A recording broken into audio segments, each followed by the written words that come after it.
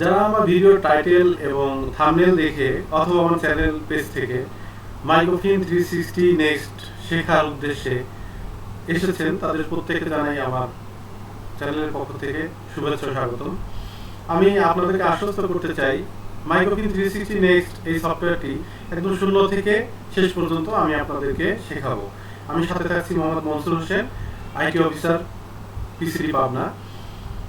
আর আপনি যদি আমার চ্যানেলে এই শেখার উদ্দেশ্য নিয়ে এসে থাকেন, আমি বলবো আমার চ্যানেলটিকে সাবস্ক্রাইব করে রাখবেন এবং পাশে থাকা যে বেল আইকনটি আছে, বেল আইকনটি টিপে দিবেন এবং বেল আইকনে নোটিফিকেশন অপশনটি চালু করে দিবেন, যেন পরবর্তীতে কোনো ধারাবাহিক যে টিউটোরিয়াল আসবে, এই টিউটোরিয়ালের ভিডিও আপলোড করা মাত্রই আপনার সামনে নোটিফিকেশন যায়।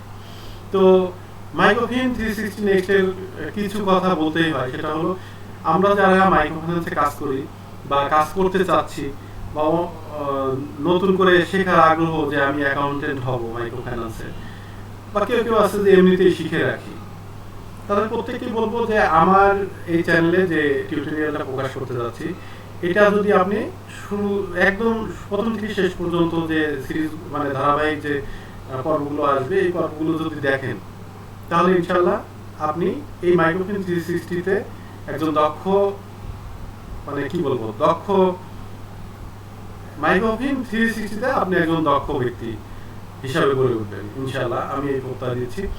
আর আপনারা আমার পাশে থাকবেন। তো আমি হয়তো পরবর্তীতে পর্যায়ক্রমে টেকনোলজি রিলেটেড ভিডিও দিব। আমি নিজেকে হয়তো টেক রিভিউয়ার বলেন বা টেক মেন্টর হিসাবে প্রকাশ করতে যাচ্ছি।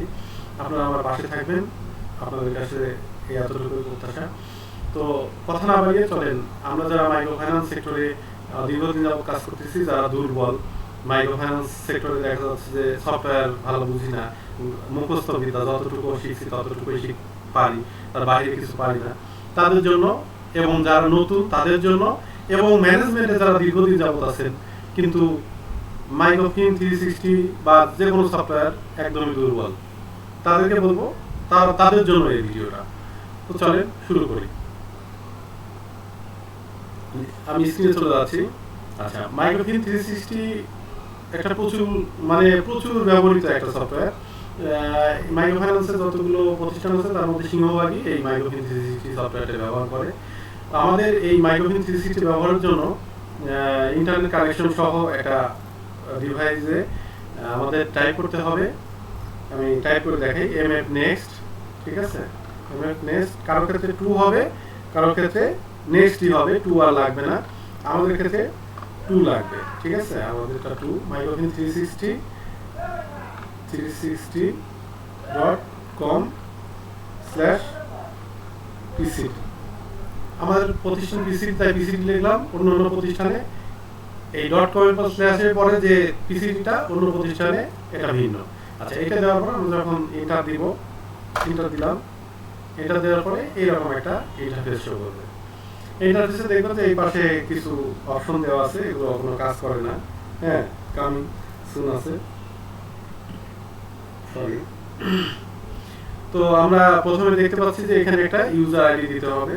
আমার যদিও দেওয়া আছে এখানে ইউজার নেমটা দিলাম, আর নিচে পাসওয়ার্ড। এই পাসওয়ার্ড দিয়ে জাস্ট লগইন করলে আমাদের ইন্টারফেসটা এরকম হয়। ইন্টারফেসে এখানে ঢোকার পর দেখতে পাচ্ছেন এখানে লেখা আছে এমআইএস ড্যাশবোর্ড, এখানে আছে অ্যাডমিন, এখানে আছে চেঞ্জ পাসওয়ার্ড। তো আমরা একটু মেনু সম্পর্কে পরিচিত হই। প্রথম ক্লাস আজকে আমরা, যেহেতু মানে একদিনে তো সবকিছু শেখা যাবে না, আস্তে আস্তে শিখতে হবে। আজকে শুধু আপনাদেরকে মেনু পরিচিতি দিব, ঠিক আছে? তো আমাদের এইখানে একটা দেখেন একটা তীর চিহ্ন দেখা যাচ্ছে, এটা যদি ক্লিক করেন তাহলে এটা চেপে যাবে, কলাপস হয়ে যাবে এই অপশনটা। যদি এটা এরকম আর একটা ক্লিক করেন তাহলে এটা প্রসারিত হবে। আবার এটা যদি আপনি সম্পূর্ণ হাইড করতে চান তাহলে এই 3 ডটে ক্লিক করলে সম্পূর্ণ হাইড হয়ে যাবে। আবার যদি আনতে চান 3 ডটে ক্লিক করলে, মানে 3টা লাইনে আর কি, 3 ডট না, সরি, এখানে দিলে দেখেন কলাপস হয়ে যাচ্ছে, আবার আসতেছে। হ্যাঁ, তারপর দেখেন এই পাশে আছে সার্চ বাটন, মেনু সার্চ। এই মেনু এখানে জাস্ট একটা ক্লিক করলে দেখেন কিছু অপশন দেখাবে, ড্যাশবোর্ড, অ্যাডমিন, কনফিগ, এমপ্লয়িজ, সমিতি, member, savings, loan, process, reports. এগুলোর বহুবিধ ব্যবহার আছে, এগুলো আমরা পর্যায়ক্রমে আস্তে আস্তে শিখবো। বাট এই মুহূর্তে আপনি দেখে রাখেন যে মেনু সার্চে যদি যাই তাহলে এই জিনিসগুলো দেখা যায়। তা আমরা যেহেতু মাইক্রো ফাইন্যান্সে কাজ করি, আমাদের সর্বপ্রথম টার্গেট কি থাকে? মাইক্রো ফাইন্যান্স আমাদের কোনো জায়গায় যদি ব্রাঞ্চ ওপেন করি তাহলে সর্বপ্রথম আমাদের কি করতে হয়, সমিতি ওপেন করার জন্য এলাকা যাচাই জরিপ করতে হয়। এলাকা জরিপের পরে যদি এলাকায় জরিপে যদি পছন্দ হয়, যদি ওই এলাকার আর্থসামাজিক মানে আর্থিক অবস্থার উন্নতি করার জায়গা থাকে, এখন এমন জায়গায় সমিতি করলে সব জায়গায় বড় লোক, তারা লোনই নিবে না, তাহলে তো আমার টার্গেট গ্রুপ না, তাই না? যেখানে আর্থসামাজিক উন্নয়ন হয়নি, উন্নয়নের সুযোগ আছে, সেই জায়গায় আমরা করবো। তো যাই হোক, প্রথমে আমাদের কি করতে হয়, জনগোষ্ঠী জরিপ করার পরে, কর্ম এলাকা জরিপ করার পরে আমাদের সমিতি খুলতে হয়। সমিতি যদি না খুলি তাহলে তো আমরা সদস্য ভর্তি করতে পারবো, তাই না? তো আমরা সর্বপ্রথম সদস্য ভর্তি করতে যাই। তো সেই সদস্য হলো, এই যে আমরা যদি ভর্তি করতে তাহলে মেম্বার থেকে যেতে হবে, কিন্তু সদস্য ভর্তি করার আগে আমাদের আরো অনেক কিছু কাজ আছে যেগুলো পর্যায়ক্রমে দেখাবো। যাই হোক, আমরা আজকে মেনুতে এই অপশনগুলো দেখলাম। তারপরে আমরা এখানে দেখতে পাচ্ছি ফেভারিট মেনু, অর্থাৎ এই মেনুতে আমরা যদি এই মেনুতে যাওয়ার পরে যে কোনো একটা গেলাম, মেম্বার এখানে ঢুকলাম, ঢোকার পরে দেখেন অনেকগুলো অপশন আসছে এবং প্রত্যেকটার পাশে দেখেন স্টার চিহ্ন আছে, খেয়াল করলে দেখতে পাবেন। এই স্টার চিহ্ন এইটাকে বলা হয় ফেভারিট। আমি যদি এখানে জাস্ট স্টার চিহ্ন ক্লিক করি, দেখেন একটা হলুদ হয়ে গেল এবং এইখানে স্টার চলে আসলো, খেয়াল করেন, হ্যাঁ, এইখানে স্টার চলে আসলো, তাহলে অর্থাৎ এই মেনুটা এখানে ফেভারিট হয়ে গেল এবং আমার এইখানেও ফেভারিট হয়ে গেছে। দেখেন ফেভারিট মেনুতে আমার এই যে মেম্বার ক্লোজিং চলে আসছে। আমি যদি আবার ফেভারিট মেনুতে এইখানে যাই, যাওয়ার পরে এইটা যদি ডিলিট করে দেই, দেখেন এইখান থেকে চলে যাবে, খেয়াল করেন, চলে গেছে। তার মানে আমরা কি দেখলাম, যে আমরা যদি কোনোটা ফেভারিট করে রাখতে চাই তাহলে জাস্ট এখানে ক্লিক করলে এখানে ফেভারিট হিসাবে আসবে, ঠিক আছে? আচ্ছা, তারপরে আমরা ফেভারিটটা গেল, আচ্ছা মেনু অপশনটা চলে গেল। তারপরে আমরা ড্যাশবোর্ডে ব্রাঞ্চ পারফরমেন্স এই অপশনটা পাবো।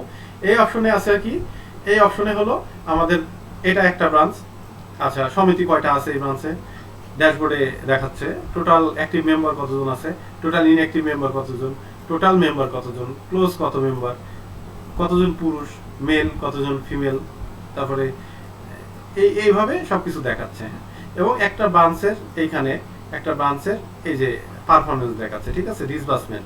তো আমরা এই ব্রাঞ্চটা নতুন আমাদের, যার কারণে ডিসবার্সমেন্ট আসলে শুরুই হয়েছে আগস্ট থেকে, যার কারণে এটা এইভাবে দেখাচ্ছে আগস্ট সেপ্টেম্বর, ও সরি আগস্ট পর্যন্ত আমাদের ক্লোজিং, বাট আমাদের শুরু হয়েছে এপ্রিল থেকে, এপ্রিল 25। এই ঋণ স্থিতি নিয়ে আসছিলাম আমরা, ডিসবার্সমেন্ট নিয়ে আসছিলাম হলো এখান থেকে শুরু 2,21,31,000। তারপরে দেখেন আস্তে আস্তে আমাদের কমের দিকে গেছে, 2 কোটি লাস্টে এইদিকে আসছে কি বাড়ছে, দেখেন 2,30,00,000, হ্যাঁ 2,000। তারপরে এখানে আসছে 2,38,09,000। আচ্ছা, এখানে আছে আমাদের সেভিংস, আমরা শুরু করছিলাম সেভিংসের, এগুলো দেখা যাবে, হ্যাঁ। আর আপনি আর একটা অপশন পাবেন এখানে নিচে, আর একটু নিচে স্ক্রল করলে এখানে দেখতে পাবেন যে এই যে ব্রাঞ্চ স্ট্যাটাস, এখানে যদি চাপ দেন তাহলে এইখানে একটা মোর বাটন পাবেন। এই যে মোর বাটন যদি আমি ক্লিক করি তাহলে এইখানে দেখাচ্ছে, দেখেন ব্রাঞ্চের স্ট্যাটাস কি আজকের দিনে, অর্থাৎ ক্লোজিং ডেটে ব্রাঞ্চের স্ট্যাটাস কি, ব্রাঞ্চের নাম কি মালঞ্চি, তারপরে ওপেনিং ডেট কত, আমরা ওপেন করছি এপ্রিল মাসে ব্রাঞ্চ, স্টার্ট ডেট 29 তারিখ থেকে শুরু, এপ্রিল 2025, আমরা এটা ব্রাঞ্চ ট্রান্সফার করেছিলাম। আচ্ছা, তারপর ব্রাঞ্চ ডেট 14 তারিখ ক্লোজ, মানে 14 তারিখ ওপেন আছে, বোঝাচ্ছে আজকে হলো 14 তারিখ, দেখেন ক্যালেন্ডার দেখাচ্ছে 14 তারিখ তো আমরা ওপেন আছে, তার মানে কি এই ব্রাঞ্চ ক্লোজিং এ আছে, হ্যাঁ। তারপরে এই ব্রাঞ্চের মেম্বার কত, 522, সেভিংস কত 27,25,711। তারপরে বড়োয়ার কত, মানে বড়োয়ার মানে হলো ঋণী কত আছে 355 জন, ঠিক আছে। ডিসবার্সমেন্ট মানে লোন বিতরণ কত আছে, দেখেন 76,79,000 বিতরণ হয়েছে এই মাসে। আচ্ছা, তারপর লাস্ট মান্থ ডিউ মানে বকেয়া, ঠিক আছে, লাস্ট মান্থ ডিউ বকেয়া কত ছিল, লাস্ট মান্থে 30,50,631টা বকেয়া ছিল। টুডেজ ডিউ অর্থাৎ আজকের দিনে কত বকেয়া পড়ছে, অর্থাৎ হলো গত, আমি আজকে শুক্রবারে ভিডিও বানাচ্ছি, গত বৃহস্পতিবারে আমার সফটওয়্যার ওপেন ছিল এবং গত বৃহস্পতিবারে, সরি শুক্রবার না, আমি ভুল বলতেছি, এটা হলো আমি এখন বানাচ্ছি হলো রবিবার, আসলে আমি আজকে রবিবারে, কিন্তু আমাদের সমিতি ডেট ছিল হলো গত বৃহস্পতিবারে কত তারিখ ছিল 11 তারিখ, তাহলে 11 তারিখ ক্লোজ করার পরে এটা 14 তারিখে আসছে, ঠিক আছে। যেহেতু 11 তারিখের পরে ছুটির দিনে এই ডে ওপেন থাকে না, যখন ডে ক্লোজ করা হয় যে ডেটে ওপেন পাই সেই ডেটে অটোমেটিক ওপেন হয়ে যায়, ঠিক আছে।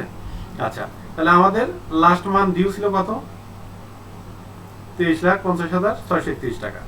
আর গত বৃহস্পতিবার ডিউ পড়ছে কত? 24,800 টাকা। টোটাল ডিউ কত? টোটাল ডিউ হলো 24,92,607। আচ্ছা, তারপর টোটাল আউটস্ট্যান্ডিং মানে ঋণের স্থিতি কত? আউটস্ট্যান্ডিং বলতে বোঝায় হলো ওই শাখায় মানে ঋণের স্থিতি, মাঠে লোন ছাড়া আছে কত টাকা? লোন ছাড়া আছে 1,39,20,163 টাকা। এই হলো মূলত আমাদের ড্যাশবোর্ডের কাজ। যাই হোক, আমরা তাহলে পেছনে চলে যাই। এখন ব্রাঞ্চ পারফরমেন্স গেল, এরপরে হলো লোন পারফরমেন্স। হ্যাঁ, লোন পারফরমেন্স এসে আমরা দেখতে পাচ্ছি যে টুডেজ ডিসবার্সমেন্ট, এদিনে কোনো ডিসবার্সমেন্ট নাই। এবং টোটাল যদি আমি কিউমুলেটিভ, এখানে যদি মাউস নেই দেখেন মানে উল্টে যাচ্ছে এটা কার্ডটা, এখানে 76,79,000 কিউমুলেটিভ ডিসবার্সমেন্ট। ঠিক আছে, ব্রাঞ্চ ওপেনিং করার পরে।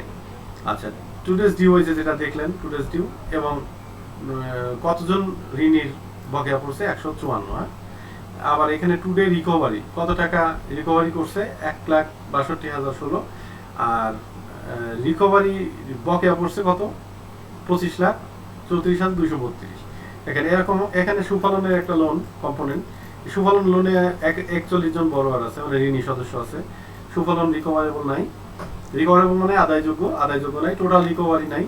ঠিক আছে, আর তারপরে হলো টোটাল বড়োয়ার মানে ঋণী সংখ্যা কত, কারেন্ট আউটস্ট্যান্ডিং কত টাকা বর্তমান ঋণ স্থিতি, এবং কারেন্ট ডিসবার্স কত টাকা ডিসবার্স করা হয়েছে যাবত, আর হলো কত টাকা রিকভারি করা হয়েছে। ঠিক আছে, আর এখানে হলো বকেয়ার, এটা হলো বর্তমানে প্রেজেন্ট বকেয়া। টোটাল ডিউ কত আমাদের? 24,92,607। আর টোটাল ওভার ডিউ একদম মেয়াদ উত্তীর্ণ, ওভার ডিউ বলতে বোঝাচ্ছে মেয়াদ উত্তীর্ণ হলো 18,60,223 টাকা, একদম মেয়াদ উত্তীর্ণ। আচ্ছা, এই অপশনের পরে যাই আমরা যদি নিচে যাই, এটা কটা ফ্লো চার্ট দেওয়া আছে এখানে। এই ফ্লো চার্টের খুব একটা কাজ নাই, এখান থেকে অ্যানালাইসিস দেখা যায়। হ্যাঁ, এই যে বড়োয়া 355, এখানে লোন স্ট্যাটাস বোঝা যাচ্ছে যে প্রতি মাসে কোন মাসে এটা আসে আর কি। ও সরি, এটা ডিসবার্সমেন্ট দেখা যাচ্ছে, এই রিকভারি দেখা যাচ্ছে, এটা হলো রিকভারি কত টাকা হয়েছে, আর এটা হলো আউটস্ট্যান্ডিং কত। তারপর আমরা চলে যাই পেছনে, এখানে আর কোনো কাজ নেই। তারপরে আমরা যাচ্ছি হলো উপরে, যাওয়ার পরে এখানে হলো সেভিং পারফরমেন্স মানে সঞ্চয়ের কি পারফরমেন্স। এখানে আজকে কত টাকা মানে টোটাল ডিপোজিট হয়েছে কত টাকা, টোটাল রিফান্ড ফেরত গেছে কত টাকা, টোটাল ব্যালেন্স কত টাকা আছে এ যাও এখন, আর গত বৃহস্পতিবারে কত টাকা ডিপোজিট হলো, কত টাকা রিফান্ড গেল মানে ফেরত গেল। আচ্ছা, এই হলো মোটামুটি আমাদের এমআইএস পার্টে ড্যাশবোর্ডের মেনুতে। তো এখানে ভেতরে আরো মেনু আছে, সাব মেনু। এটা হলো মেইন জায়গাটা। এরপরে যদি ক্লিক করি, এরপর সাব মেনু পাওয়া যাবে। ঠিক আছে, এই যে এরকম যদি আমরা ক্লিক করি দেখেন সাব মেনু পাওয়া যাবে। ঠিক আছে, এগুলো আমরা পরে আসবো, আস্তে আস্তে সবই দেখবো। আপাতত মাথায় রাখেন এটা হলো মেনু সার্চ, এটা সবসময় কাজে লাগবে। এটা খুব ভালো জিনিস। যেমন আপনাদের মোবাইলে কোনো অ্যাপস খুঁজে পাচ্ছেন না, তখন কি করেন? ওই সার্চ বাটনে গিয়ে সার্চ দিলে অ্যাপস কিন্তু পাওয়া যায়। ওই রকমই কোনো রিপোর্ট বা কোনো কিছু খুঁজে পাচ্ছেন না, এখানে জাস্ট লিখলে এটা চলে আসে। ঠিক আছে, যদি আপনার মিল পড়ে। আচ্ছা, এখানে হলো আমি যেটা দেখালাম যে এটা হলো ব্রাঞ্চের নাম এবং বর্তমানে ব্রাঞ্চের ডেট, মানে সফটওয়্যার ওপেন আছে কোন ডেটে সেই তারিখটা এখানে দেখাচ্ছে। অনেক সময় দেখবেন যে এই তারিখটা চেঞ্জ হয় না, দেখা যাচ্ছে কম্পিউটারে তারিখ আছে 14 কিন্তু এখানে দেখাচ্ছে 13। ঠিক আছে, অথবা কম্পিউটার হয়ে গেছে 15 কিন্তু এখানে 14 দেখাচ্ছে। তখন আপনাদের মূল সমস্যা হলো কি, হয় টাইম ঠিক করতে হবে, অথবা আপনাদের ওই এখান থেকে লগ আউট করে এই ব্রাউজার থেকে ব্রাউজ হিস্টোরি ক্লিয়ার করতে হবে। ঠিক আছে, এরকম করে যায় এই যে ক্লিয়ার ব্রাউজিং হিস্টোরি, এই জাস্ট অল টাইমে দিয়ে অল টাইম দিয়ে ক্লিয়ার করে দেবেন। ঠিক আছে, আমি আর এটা দিচ্ছি না। আচ্ছা, এই ক্লিয়ার করে দিলে পরে আপনাদের আশা করি ঠিক হবে এবং পরবর্তীতে আপনি লগ ইন করলে আপনার এই তারিখের ইস্যুটা সমাধান হবে। অনেক সময় দেখবেন, আর সবসময় কাজ করার ক্ষেত্রে যেহেতু মাইক্রো ফাইন্যান্সের কাজ ক্রিটিক্যাল ভাই, যে সবসময় কাজ করার ক্ষেত্রে দেখবেন অবশ্যই যে আপনার সফটওয়্যারের ডেটটা কত। আপনি যখন কোনো কিছু পোস্টিং দিতে যাবেন তখন তারিখটা কত দেখাচ্ছে, এখানে 14 আছে কিন্তু আপনি পোস্টিং দিতে যাচ্ছেন দেখাচ্ছে 13 দেখাচ্ছে বা 15 দেখাচ্ছে।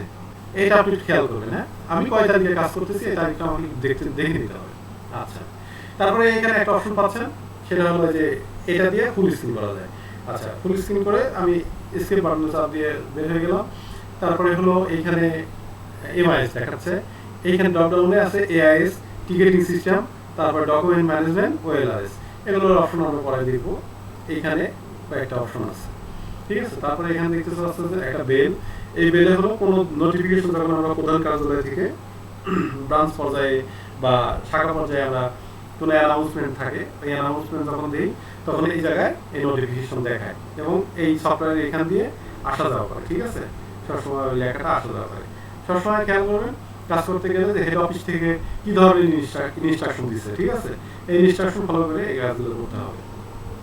তারপরে যদি যাই যে আমরা এখানে একটা হট চিহ্ন দেখতে পাচ্ছি, আমরা এই হট চিহ্নের উপর ক্লিক করে দিই। হ্যাঁ, দেখেন এখানে এফএকিউ মানে কিছু কোশ্চেন আছে এবং তার উত্তরও আছে, ঠিক আছে।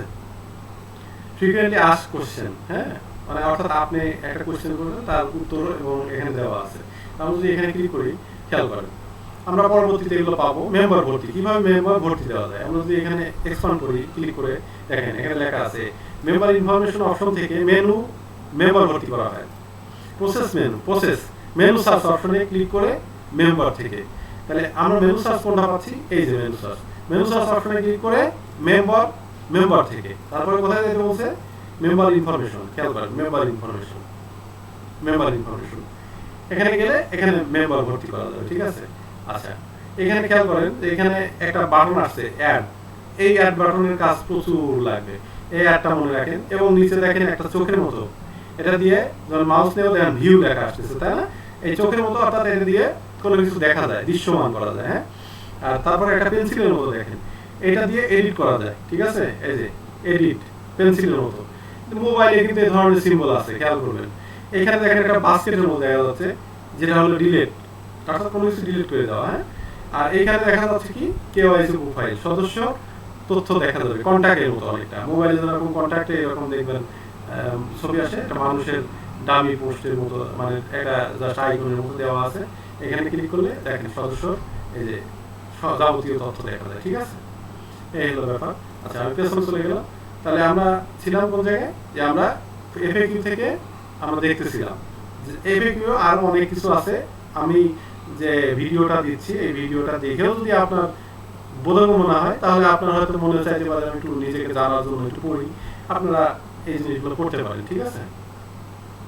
এখানে প্রত্যেকটাই আলাদা আলাদা সুন্দর প্রসেস দেওয়া আছে, সুন্দর প্রসেস দেওয়া আছে, এগুলো বাংলায় আপনারা চাইলে দেখতে পারেন।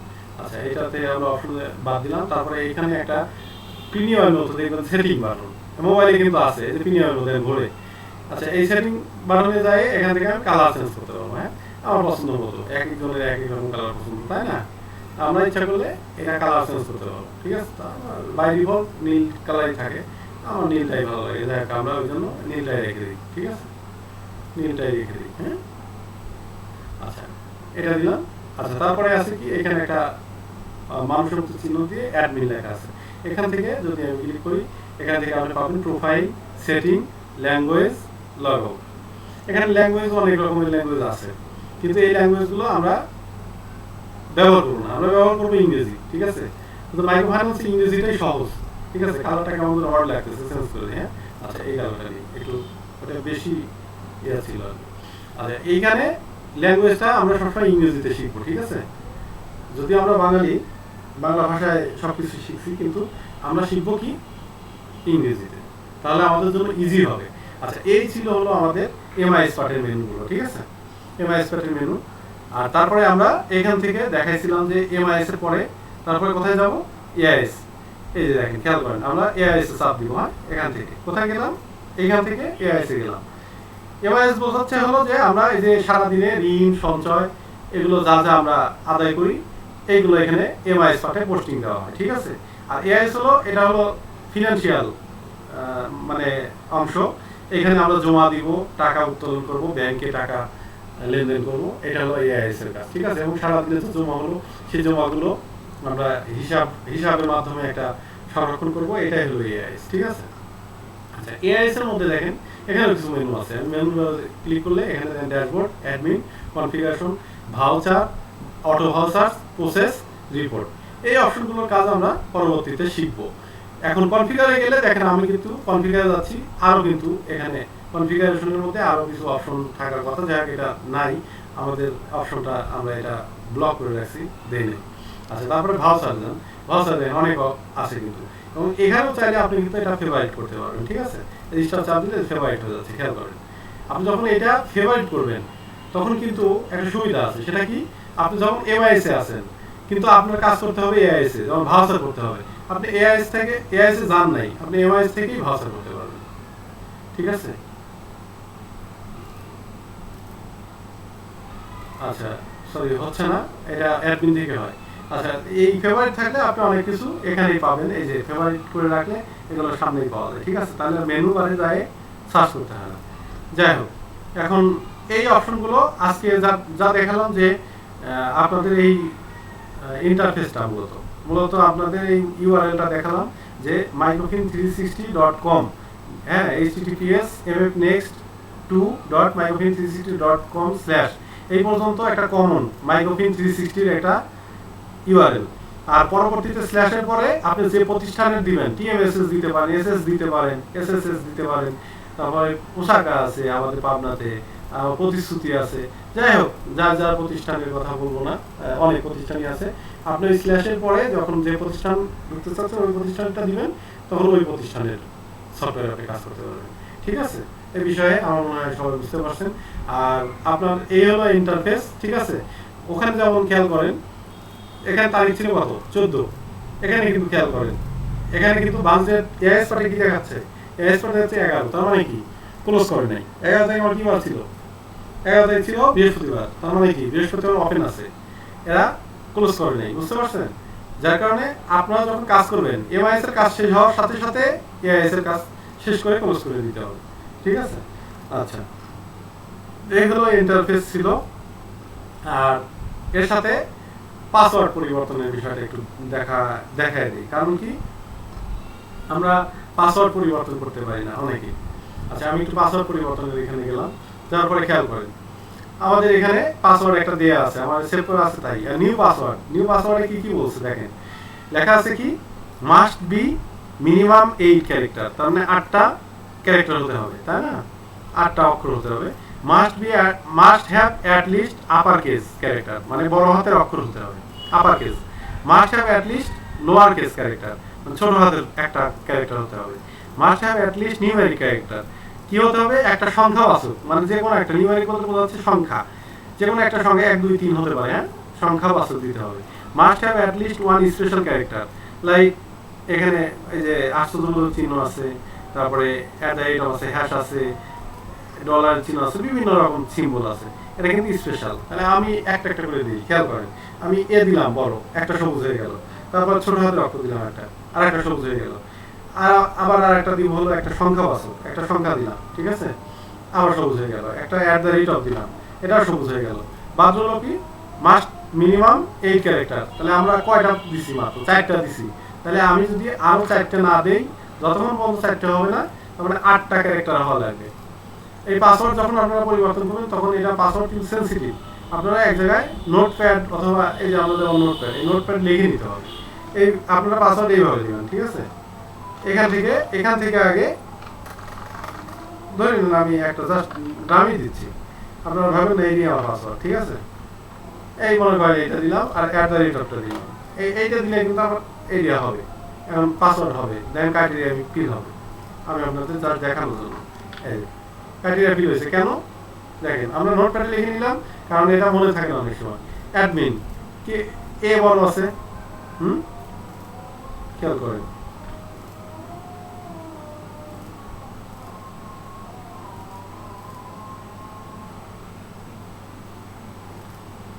আচ্ছা বড় করা হচ্ছে, এই ঝামেলা হচ্ছে, আমরা এইভাবেই দেখাই, ঠিক আছে? এর অ্যাডমিনের এ বড় আছে, দেখেন এ বড় আছে, ডি ছোট, বাদ বাকি সব ছোট, একটা স্পেশাল ক্যারেক্টার দেওয়া, আর সংখ্যা আছে, যার কারণে পাসওয়ার্ড নিচ্ছে। পাসওয়ার্ড আমার মনে হয় যে আপনারা যে সবাই এখন থেকে পরিবর্তন করতে পারবেন, ঠিক আছে? এই হলো পাসওয়ার্ডের ক্রাইটেরিয়া। আপনি এখানে যে পাসওয়ার্ড দিবেন, আবার নিচেও সেম পাসওয়ার্ড দিতে হবে। আমি যদি এখানে পেস্ট করি, খেয়াল করেন, নিচেও সেমটা দিতে হবে। তাহলে দেওয়ার পরে জাস্ট সাবমিট দিলে আমার এই পাসওয়ার্ডটা পরিবর্তন হয়ে যাবে, ঠিক আছে? সাবমিট দিলেই পাসওয়ার্ড পরিবর্তন হয়ে যাবে। এই হলো পাসওয়ার্ড পরিবর্তন। যাই হোক, আজকে আপনাদের এই মেনু দিলাম এবং সবকিছু দিয়ে আপনাদেরকে দেখালাম যে ইন্টারফেস এবং মেনু দেখালাম। পরবর্তী ক্লাসে আমরা দেখব যে কিভাবে একটা সমিতি গঠন করা যায়, কারণ সমিতি গঠন না করলে তো আপনার সদস্য ভর্তি করতে পারবো না, তাই না? কনফিগারেশন তো করাই থাকে সবকিছু, মানে নতুন যদি কোনো ব্রাঞ্চ ওপেন করে তাহলে কনফিগারেশন সব করাই থাকে। আবার আপনি যদি চাকরি ঢোকেন তাহলে দেখবেন সবকিছু করাই আছে। আমরা শুরু করবো হলো সমিতি থেকে, ঠিক আছে? আজকের মতো এ পর্যন্তই। সবাই ভালো থাকবেন, সুস্থ থাকবেন। আসসালামু আলাইকুম।